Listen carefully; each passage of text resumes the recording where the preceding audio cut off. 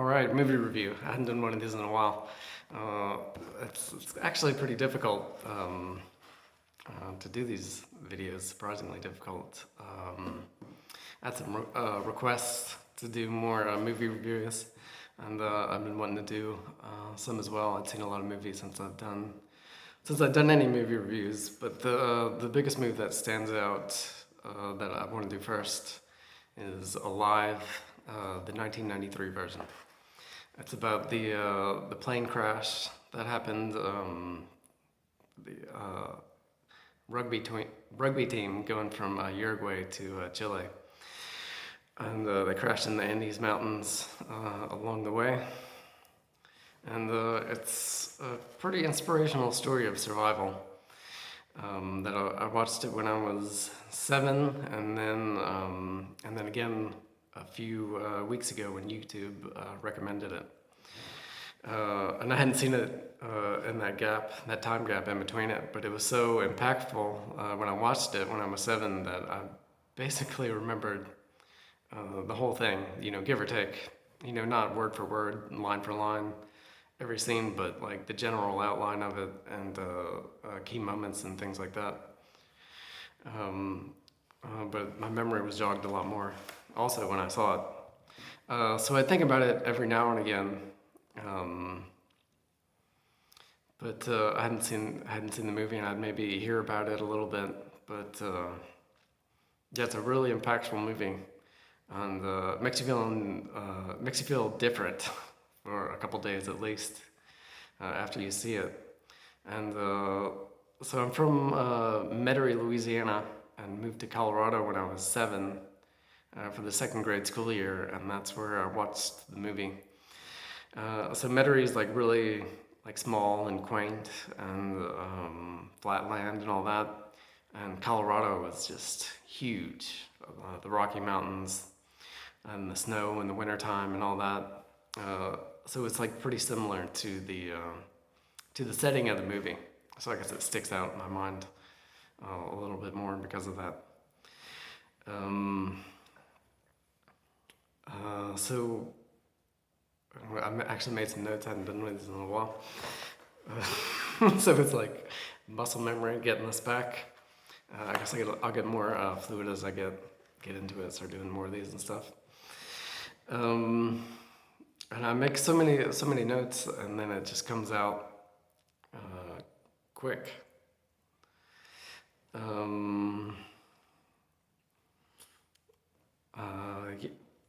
Yeah, so it's like 3 minutes in. But it was it was really inspirational for survival. And there's a lot of survival and perseverance, and it makes you think if you went through that situation, how would you fare? But more like your situation, any hardships and things like that you have, it makes them seem easier or more manageable. It makes you think more about persevering. So like the big moment was when they hooked up a radio, and then they heard that no one was coming to rescue them.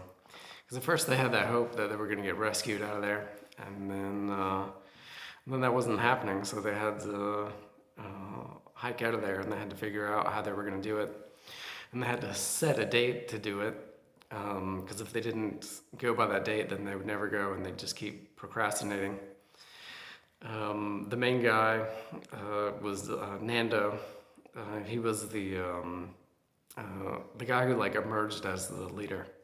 He was the one with the willpower and like pushing. The other guy who was like the medic, he was a medical student, so he helped them out a lot. He's the one who actually helped them out and told them that they could eat the dead. I shouldn't be laughing about this. The dead bodies that were there, because they were running out of food, so they had to eat, and they're about to starve to death. And the medical student said that they could eat the dead bodies.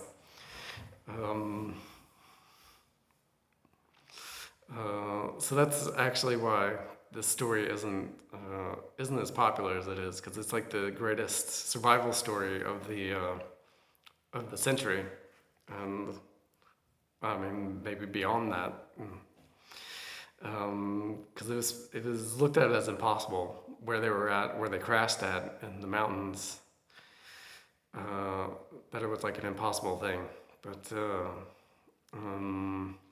had that will to survive and got out of there. So it's like a really um, uh, well, it's inspirational, but it's kind of like it's an uplifting feel good to a certain extent, but also kind of like whoa, we survived. Like um, like not like total happy Disney movie ending, but it's like a good happy ending. But uh, it would be happier if they all survived, but only 16 out of the 45 people survived. So it's great. It's really good that at least some people survived. But a big part of that was them uh, uh, eating the dead passengers. Um, so that's why the movie isn't and the story isn't quite as popular as you would think it would be. It could be because of that. So it kind of it keeps it from getting from being more popular. Um, but there's a lot of themes about that, especially about desperation. And when you're in a desperate spot, you get really smart. You get really innovative, and your mind just races, and you have to think about surviving. And they're just crafting things together with the materials they had from the plane wreck. A lot like that movie Castaway, if you've seen that movie. Very similar in that situation, except for there were more people. And I don't think Castaway is a true story either. Or maybe they were thinking of this movie. But you have to get really smart, really innovative, and then have that willpower to get out. Um, and also, a big thing is the tired mindset. So Nando was pushing them along, and the movies. I think it's pretty accurate, but it may be a little bit inaccurate at parts. So I'm thinking about the movie, but there's also the actual true story that may differ a little bit. Not to my knowledge, not very much any. I think it's pretty accurate. But yeah, the tired mindset where Nanda was pushing the medical student and the other people to move forward, and they're just like, no, I'm just too tired. And they're like, no, maybe we do it later, or like, no, I don't think the equipment's good. And Nando's like, we gotta go, we gotta move forward. And when they made it, so they had the cab where the pilot was and everything. The pilot died. So the plane broke in half, and they were with the pilot side, and there was the tail side which had more bags and equipment and stuff like that. So when it broke in half, and then the cab flew forward.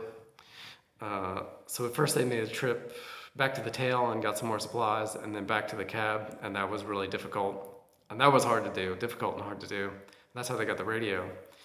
And then, or at least in the movie, that's how they got it. And then they had to make the big trip across the Andes Mountains, which the trip was like maybe 100 miles or so, or really extreme.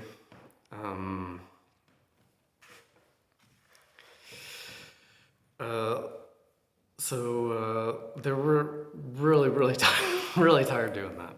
I forgot what I was saying, but I remember now. Yeah, they were so tired, and just the acting and the characters in there, they're just like, oh, I just don't want to go forward. So they were so tired that they'd rather lay down and die than survive. A lot of them, but Nedo kept pushing them forward to go. And so that's pretty thought-provoking. If you're, so tired, you just rather just lay down and die. And that happens to a lot of people. And it's something to think about it's hard to relate this to your daily life. Your daily life seems kind of trivial compared to the story, but you can relate that to your daily life of how tired are you and how hard can you push. Um, and I've noticed that also you don't quite think clearly as well, and they were showing that they were thinking different as well when they were tired. Because I'll compare this to my situation a little bit. How this house was all messed up, and particularly, and I've done a lot of work to fix it, but the yard was all messed up, and I'd work all day in the yard, and there was still more yard to go. I mean, I worked like all day, every day for basically all summer. But a lot of times at the end of the day, I'd be so tired, and I'd look at the problems of other parts of the yard that was messed up, and I just couldn't think of how to fix it, how to clear myself up, because I didn't have the energy. So I couldn't envision myself fixing it. But I'd come in fresh the next day, and I knew what to do.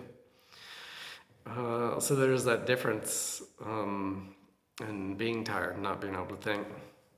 But they were in such a survival mode that I'm sure it was like a big adrenaline rush at first, and then they got tired and then had to come back with like a second wind and then get tired and then a second wind because the story, they were locked up there for 70 days, which is an extremely long time to be locked up there.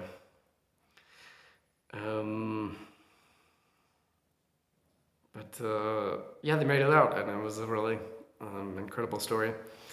And the big thing about Nando was he made a pact with himself that he was gonna die trying.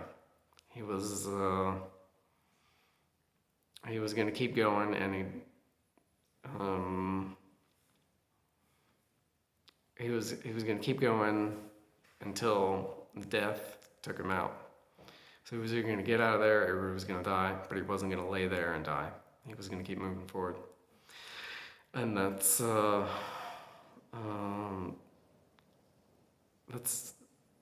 I guess the general theme of the movie is survival, and it was really I would say it was a really good movie, but it was really impactful, and it makes you think different for at least a few days or so. It's one of those that really leaves a lasting impact. So check it out if you hadn't seen it, and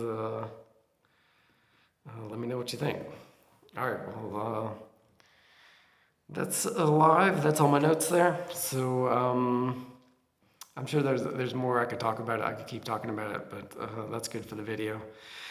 I may talk more about it later if something else comes to mind.